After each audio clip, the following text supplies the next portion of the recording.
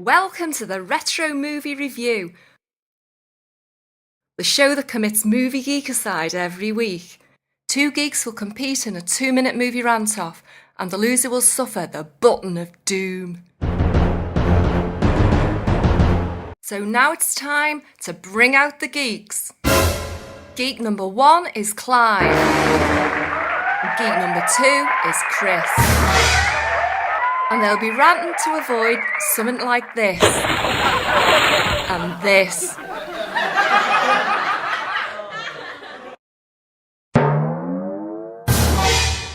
This week our geeks will be arguing about Shaft, said to be the first blaxploitation movie. Shaft is a smooth-talking, sharp-dressed black New York detective who finds himself dragged into a gang war between the mafia and the Harlem drug lords. Former model Richard Roundtree plays the eponymous hero, and the 1971 thriller is based on a novel by Ernest Tidyman. The movie was directed by Gordon Parks, who crops up in a cameo as an apartment landlord.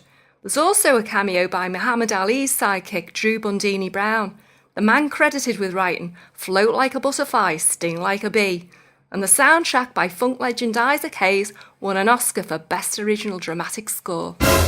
Chris will be defending Shaft, so he goes first. Are you ready, geeks? Yes. Yes. Your 2-minute rant starts now. Shaft is worth watching for the opening scene alone. Roundtree in a full-length leather Mac striding through New York to the most iconic movie theme tune ever is a visceral thrill. New York City is the star of the movie and politics is its brother. But its real triumph is in the making. The majority of the cast and crew are black, a momentous breakthrough at the time, and the repercussions are still being felt today. So it's a shame that despite the movie's tedious black power posturing, it was written by a white bloke. And it's also a pity that the central character is utterly unlikable and self-serving. Had Isaac Hayes even seen the movie when he wrote the theme tune?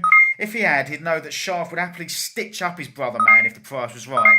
If anything, it is a damning indictment of the black community. Shaft is unlikable, but also charming, tough and intelligent. He doesn't have to be worthy.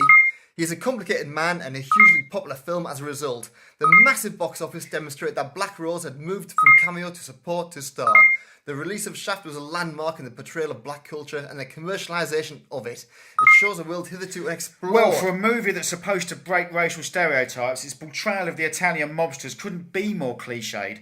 And it doesn't shy away from stereotyping women either. They're nothing but doormats who serve no other purpose than to prove what a stud Shaft is.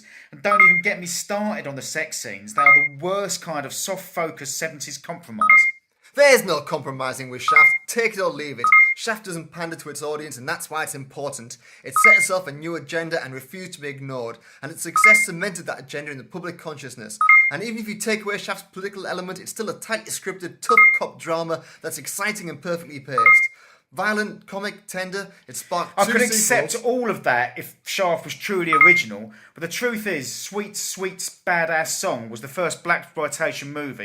Now anyway, Shaft is a blatant rip-off of Raymond Chandler's Philip Marlowe, the original and best fictional detective. Take away the admittedly fantastic soundtrack and all you're left with is an overlong episode of Kojak.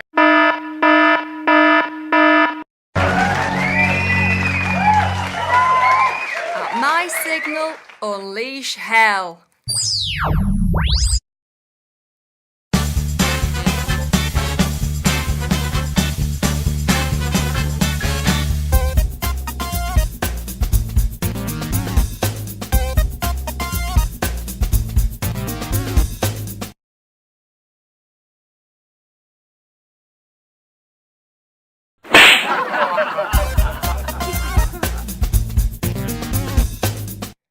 This has been the Retro Movie Review. Thanks for watching. Ta-ra!